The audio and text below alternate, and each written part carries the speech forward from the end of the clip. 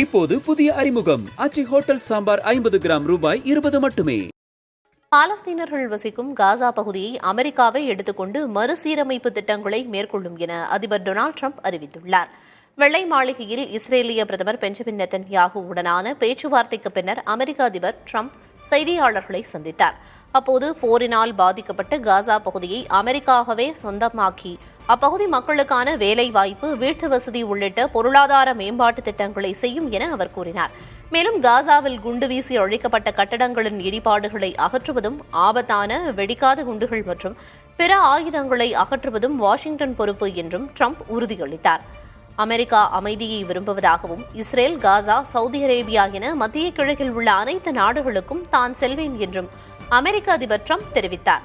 பல தசாப்தங்களாக இஸ்ரேல் பாலஸ்தீன மோதல் தொடரும் நிலையில் காசா தொடர்பான அமெரிக்க அதிபரின் இந்த அறிவிப்பு பாலஸ்தீன ஆதரவாளர்களுக்கு மிகவும் அதிர்ச்சி அளிக்கக்கூடியதாக அமைந்துள்ளது.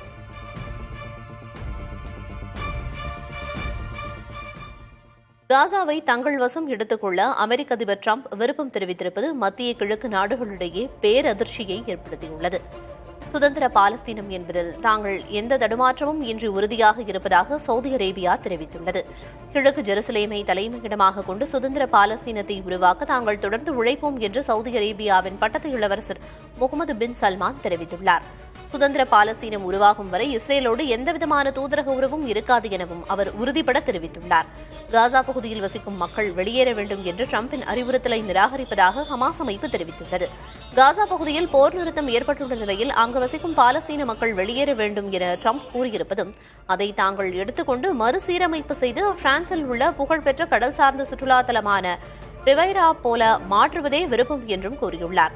காசாவில் உள்ள பாலஸ்தீனர்களை அகதிகளாக ஏற்க இயலாது என எகிப்து, ஜோர்டான் ஆகிய நாடுகள் ஏற்கனவே கூறிவிட்டன. இப்போது புதிய அறிமுகம் அச்சி ஹோட்டல் சாம்பார் 50 கிராம் ரூபாய் 20 மட்டுமே.